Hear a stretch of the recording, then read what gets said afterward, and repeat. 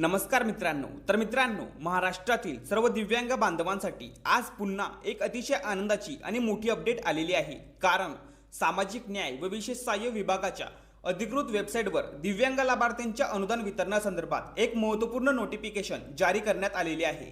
तर आता ही नोटिफिकेशन नेमकी कोणासाठी आहे, कोणत्या लाभार्थ्यांच्या खात्यामध्ये पैसे जमा होणार आहेत आणि एप्रिल व मे महिन्याचे थकीत पैसे कोणाला मिळणार आहेत याबद्दलची संपूर्ण आणि सविस्तर माहिती आजच्या व्हिडिओमध्ये आपण जाणून घेणार आहोत। त्यामुळे हा व्हिडिओ नक्की शेवटपर्यंत बघायचा आहे। तर आता या महत्त्वपूर्ण नोटिफिकेशनमध्ये नेमकं काय सांगण्यात आलंय ते पाहूया। तर सामाजिक न्याय विभागाच्या वेबसाईटवर आलेल्या नोटिफिकेशननुसार आपणास सूचित करण्यात येते की डीबीटी प्रणालीवर दिनांक 14 मे 2026 रोजी संध्याकाळी 6 वाजेपासून ते 15 मे 2026 रोजी सकाळी 9 वाजेपर्यंत पोर्टलवरील फक्त दिव्यांग लाभार्थ्यांचे लाभ वितरण करण्याची कार्यवाही करण्यात येणार असून सदर कालावधीत पोर्टल सक्रिय राहणार नाही।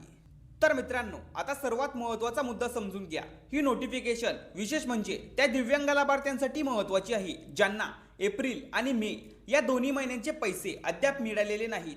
विशेष म्हणजे अनेक लाभार्थ्यांचे व्हेरिफिकेशन पूर्ण झालेले नसतानाही त्यांना अनुदान वितरित केले जाणार आहे अशी माहिती समोर आलेली आहे। म्हणजेच मित्रांनो, तुमचं व्हेरिफिकेशन पूर्ण असो किंवा प्रलंबित असो, जर तुमचे एप्रिल आणि मे महिन्याचे पैसे थांबलेले असतील तर आता तुमच्या खात्यामध्ये पैसे जमा होण्याची शक्यता निर्माण झालेली आहे। आणि म्हणूनच ही नोटिफिकेशन राज्यातील लाखो दिव्यांग बांधवांसाठी दिलासादायक आणि आधार देणारी ठरत आहे। मित्रांनो, या निर्णयामागे बच्चूभाऊ कडू यांनी घेतलेल्या ठाम भूमिकेचा प्रभाव दिसून येतोय। आपण या आधीच्या व्हिडिओमध्ये पाहिलं होतं की दिव्यांग बांधवांच्या अनुदानाबाबत मोठा गोंधळ निर्माण झालेला होता आणि अनेक लाभार्थ्यांचे पैसे अडकलेले होते। परंतु त्याच वेळी बच्चूभाऊ कडू यांनी स्पष्ट भूमिका घेत सरकार आणि प्रशासनाला दिव्यांग बांधवांच्या प्रश्नाकडे गांभीर्याने लक्ष देण्याचा इशारा दिलेला होता। जर बच्चूभाऊ कडू यांनी 19 तारखेपासून जाहीर केलेल्या आंदोलनाची शासनाने आणि प्रशासनाने दखल घेतली नाही तर ते आंदोलन आणखी तीव्र केलं जाईल असा इशारा त्यांनी दिलेला होता। आणि मित्रांनो, काल बच्चूभाऊ कडू यांनी घेतलेल्या पत्रकार परिषदेमध्ये त्यांनी अत्यंत स्पष्ट आणि ठाम भूमिका मांडली।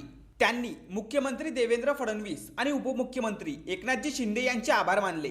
परंतु त्याच वेळी दिव्यांग बांधवांच्या पेन्शन संदर्भात शासनाने घेतलेली कठोर भूमिका मागे घेण्याची मागणी देखील केली। तसेच सर्व पात्र दिव्यांग लाभार्थ्यांना सरसकट अनुदान वितरित करण्यात यावं, अन्यथा आंदोलन अधिक तीव्र केलं जाईल आणि मंत्रालयासमोर सरकारचा जाब विचारला जाईल अशी ठाम भूमिका त्यांनी मांडली। आणि मित्रांनो, याच पार्श्वभूमीवर आता सरकार आणि प्रशासनाने पुन्हा डीबीटी प्रक्रिया सुरू करत दिव्यांग बांधवांना मोठा दिलासा दिलेला आहे।